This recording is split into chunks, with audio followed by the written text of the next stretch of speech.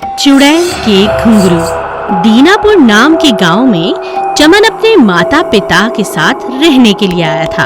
अभी कुछ ही दिन हुए थे उसे आए हुए। उसने सभी लोगों से दोस्ती भी कर ली थी। अरे बेटा, थोड़ी पढ़ाई पर भी ध्यान दे दे। नया स्कूल है, तुम्हें सब कुछ समझने में देर लगेगी। माँ, मुझे ये जगह बहुत अच्छी लगी। यहाँ तो मेरे सारे दोस्त बन चुके हैं।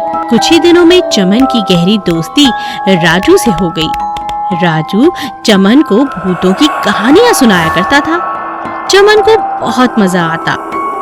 मैं तुम्हें इतनी डरावनी कहानी सुनाता हूँ, क्या तुम्हें डर नहीं लगता? डर? मुझे नहीं लगता, बल्कि बहुत मजा आता है। तुम मुझे रोज कहानियां सुनाया करो। ठीक है, तो मैं आज तुम्हें एक असली कहानी सुनाता हूँ। असली कहानी सुनकर तो सभी डर जाते हैं, तुम भी डर जाओगे। तुम कहानी सुनाओ, मैं नहीं डरूंगा। इस गांव से बाहर एक झोपड़ी है और उसमें कोई नहीं रहता, लेकिन सब लोग झोपड़ी की ओर जाने से बहुत डरते हैं, क्योंकि वहाँ से रात में घुंघरूओं की आवाज आती है और लोगों का ये भी मानना है कि वहाँ सच का भूत रहता है। तो क्या भूत घुंघरू पहनता है? भूत नहीं तो उसकी पत्नी होगी, हमें क्या पता। क्या तुम रात के समय उस झोपड़ी के पास जा पाओगे? अगर तुम ऐसा कर पाए तो मैं मान जाऊंगा कि तुम बहुत बहादुर हो। हाँ, आज रात ही मैं ये काम कर सकता हूँ। उस रात चमन और राजू सबके सोने के बाद चुपचाप घर से बाहर निकलकर उस झोपड़ी के नजदीक पहुंच जाते हैं। झोपड़ी में से घुंघरूओं के बजने की लगातार आवाज आ रही थी, जो कि रात की चुप्पी को तोड़ते हुए एक भयानक एहसास दिला रही थी। कभी कभी बीच में दूर से कुत्तों के भौंकने की आवाज सुनाई देती और माहौल और भी ज्यादा डरावना बन जाता। यह सब सुनकर राजू ने चमन से कहा, चमन, एक बार और सोच ले, कहीं भूत को देखकर बेहोश मत हो जाना। मुझे तो बहुत डर लग रहा है। राजू, तुम चिंता मत करो, तुम मेरा यही इंतजार करो। जब मैं आवाज लगाऊं तब तुम आ जाना। मैं भूत को पकड़ने के बाद तुम्हें आवाज लगा दूंगा। चमन डरते डरते धीरे धीरे झोपड़ी की तरफ बढ़ता है। जैसे जैसे वो झोपड़ी के नजदीक पहुंचता है, घुंघरू की आवाज और भी अधिक तेज हो जाती है। वो कुछ ही देर में झोपड़ी के अंदर आ जाता है। अंदर जाकर अचानक उसने देखा, अरे ये क्या? ये तो एक रस्सी पर कुछ घुंघरू टंगे हैं जो हवा से बज रहे हैं। चमन ने उनको उठाया और बाहर आ गया और बाहर आकर उसने राजू को आवाज लगाते हुए कहा, अरे राजू, इधर आओ, ये देखो। जब राजू नजदीक पहुंचा तो चमन ने दूर से घुंघरू हिलाते हुए कहा, ये देख राजू, ये देख, चुड़ैल के घुंघरू। आज के बाद चुड़ैल अपने घुंघरू से किसी को नहीं डराएगी। वायरस चुड़ैल। एक गांव से आगे एक जंगल था जिससे पहाड़ों का रास्ता निकलता था। वहाँ दूर जाकर एक कुटिया में एक चुड़ैल रहा करती थी, जो कई सालों से वहाँ पर तपस्या कर रही थी। एक दिन वो आग जलाकर हवन की तैयारी कर रही थी और अपनी चुड़ैल देवी को याद कर रही थी। उसका इतना प्रकोप था कि कोई भी चुड़ैल उससे कुछ भी मांगती तो उसे अपनी तपस्या का फल जरूर मिलता। और आंखों से पानी की जगह खून बहाती जा रही थी। उसकी ये तपस्या देखकर डायन चुड़ैल प्रकट होती हैं। क्या चाहती हो तुम, मेरी बच्ची? इतना कष्ट खुद को मत दो। बताओ, क्या चाहिए तुम्हें? मुझे इस मानव जाति पर अपना प्रकोप डालना है। अब मुझे कुछ भयानक करना है। मुझे अपना आशीर्वाद दो माता। जाओ जाओ जाओ, तुम्हें मैं एक वायरस देती हूँ, जिसके प्रकोप से तुम अपने हिसाब से जो चाहो वो करना और अपनी इच्छाएं पूरी करना।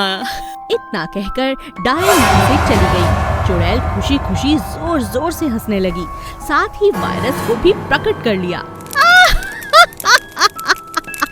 मेरा प्रिय वायरस, जा इस पूरी दुनिया को तबाह कर दे। चुड़ैल उन जगहों पर जाती जहाँ मांस बेचने की दुकानें थीं। अब जिन लोगों ने भी वहाँ से मांस लिया था और खाया था, अब उनके अंदर एक भयानक वायरस प्रवेश कर चुका था और उसके बाद जिन जिन लोगों ने एक दूसरे से संपर्क किया, उनके मुंह और छूने से दूसरों के शरीर में भी ये वायरस जाने लगा। ये बहुत ही भयानक वायरस था। जहाँ भी कोई बीमार मनुष्य होता, उसी बीमारी से दूसरों को भी ये बीमारी लग जाती। कितने ही लोग मरने लगे और चुड़ैल की मर्जी के मुताबिक वो वायरस सिर्फ गांव या शहर ही नहीं बल्कि देश विदेश में फैलता चला गया। ये इंसान बहुत दुष्ट हैं। इन्हें तो मजा चखाकर मुझे मजा आ गया। सभी राज्य के लोग और राजा परेशान हो चुके थे। उन्हें एक सभा बुलानी पड़ी और सभी ने स्वच्छता पर पूरा काम किया। घर घर तक जानकारी पहुंचाई गई कि हर कोई हाथ मुंह अच्छी तरह धोए, बाहर से कुछ न खाए, मांस मच्छी का सेवन ना करे। सभी लोगों ने दिए हुए निर्देशों का पालन किया। कुछ महीनों तक लोग घर से बाहर तक नहीं निकले और धीरे धीरे चुड़ैल का प्रकोप कम होने लगा। यही बात मैं इन्हें समझाना चाहती थी। अब ये समझ चुके हैं। साफ सुथरे रहते हैं, दूसरों को कष्ट नहीं पहुंचाते। अब ठीक है, अब मुझे यहाँ से चले जाना चाहिए। जामपुर नामक एक गांव में बिपिन और अजय नाम के दो दोस्त रहते थे। ये दोनों गांव के लड़कियों को तंग करते थे और सारा दिन आवारागिरी करते थे। सही कहा यार, गांव में घूमते घूमते मैं भी ऊब चुका हूँ। मेरे मामा जी का एक गेस्ट हाउस है, वही जाकर मजे करते हैं। चलो। ऐसा बोलकर दोनों दारू खरीदकर हाईवे पे बाइक पर जाने लगे। उलाला उलाला उलाला उलाला। इतने में गेस्ट हाउस आ गया। दोनों गेस्ट हाउस के अंदर चले गए। तभी एक काम वाली बाई झाड़ू लगाने के लिए हॉल में आई।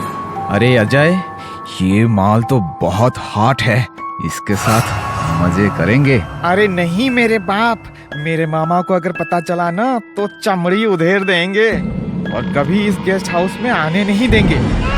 तू तो डरपोक निकला यार, मैं तो इस काम वाली का मजा लेकर ही रहूंगा। ऐसे बोलकर बिपिन काम वाली के तरफ बढ़ने लगा। नहीं साहब, आप ऐसा मत कीजिए, मुझे छोड़ दीजिए, मुझे छोड़ो साहब। ऐसा बोलते हुए काम वाली बाई अचानक चुड़ैल बन गई और बोलने लगी। मैं काम वाली नहीं, मैं तो चुड़ैल हूँ। तुम जैसे मर्द को सबक सिखाती हूँ। अरे चुड़ैल दीदी, हमें छोड़ दो, इसमें इतना गुस्सा करने की क्या बात है। कुछ साल पहले इसी तरह दो मर्द ने इसी गेस्ट हाउस में मेरा अपमान करके मुझे मार दिया था। अब मैं तुम दोनों को मारकर उसका बदला लेना चाहती हूँ। छोड़ दो चुड़ैल दीदी, हमसे गलती हो गया है, आइंदा से ऐसी गलती नहीं करेंगे। आज से हम सभी महिलाओं का सुरक्षा और सम्मान करेंगे और तुम्हारे कातिल को पुलिस के मदद से पकड़ लेंगे। ठीक है, जल्दी से उन दोनों को ढूंढकर मेरे सामने लेकर आओ। अब जाओ यहाँ से। इसी तरह बिपिन और अजय दोनों वहाँ से जान बचाकर निकल गए। शांति नगर के एक गांव में एक चुड़ैल ने सबका जीना हराम कर रखा था। वो हर 2 दिन के बाद गांव में आती और घर के बाहर दरवाजे पर खड़ी होकर आवाज लगाती। क्या मैं अंदर आ जाऊं? जो लोग डर जाते और बड़बड़ाने लगते या पूछते, कौन है दरवाजे पर? ऐसा पूछने वालों को वो अपने साथ लेकर चली जाती। उसी गांव में आशा अपने सास, ससुर और ननद के साथ रहती थी। आशा की सास और ननद घर का सारा काम उससे करवाते और खुद आराम करते। अरे ओ आशा, कहाँ मर गई? सारा दिन कपड़े ही धोती रहेगी या खाना भी पकाएगी? बस माँ जी, अभी आई। आशा फटाफट खाना बनाती है और परोसती है। माँ पता है कल ज्योति के चाचा ने दरवाजा खोल दिया तो चुड़ैल उन्हें भी अपने साथ ले गई। क्या कहा? चुड़ैल? हे भगवान, देख बेटी, तू अपना ख्याल रखना और गलती से भी दरवाजा मत खोलना। अगर कभी चुड़ैल हमारे घर आई भी तो ये आशा जाएगी उसके साथ, क्योंकि यही तो दरवाजा खोलती है। जा, अब तू फटाफट दरवाजे पर लिख कर आ जा कि हम घर पर नहीं हैं। चुड़ैल, तुम कल आना। आशा की ननद आशा को बिल्कुल पसंद नहीं करती थी। उसने जानबूझकर दरवाजे पे लिख दिया, चुड़ैल आज आ जाना, और चुपचाप आकर खाना खाने लगी। खाने के बाद सब सो जाते हैं, चुड़ैल नहीं आती। आशा की ननद सुमन सोचती है, मैंने तो चुड़ैल को आने के लिए कहा था, दिन चढ़ने वाला है, चुड़ैल तो आई ही नहीं, जाकर देखती हूँ।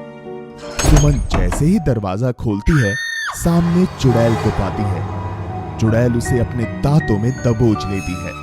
सुमन चिल्लाने लगती है, बचाओ बचाओ, भाभी बचाओ। आशा दौड़ती हुई आती है। आशा की सास और बेटा भी जाग जाते हैं। आशा बिना डरे चुड़ैल को दबोच लेती है। छोड़ो छोड़ो सुमन को, छोड़ो। आशा बहुत समझदार थी। वो जानती थी कि केवल अंधेरा होने तक ही चुड़ैल किसी को अपने बस में रख सकती है, और सूरज की पहली किरण पड़ते ही उसकी शक्तियां कमजोर पड़ जाती हैं। इसलिए उसने चुड़ैल को दबोच कर रखा, और कुछ ही देर में दिन निकल आया। तब चुड़ैल चिल्लाने लगी और सुमन को छोड़कर वहां से भाग गई। ये क्या था? तुम ठीक तो हो? मुझे माफ कर दो भाभी, मैं इन सब की जिम्मेदार हूँ। मैं आपको गलत समझती थी, मुझे माफ कर दो। सुमन सारी बात घर वालों को बताती है। सभी आशा को खूब प्यार और सम्मान देते हैं और हर रात दरवाजे पर लिखकर सो जाते हैं, चुड़ैल आज हम घर पर नहीं, कल आना।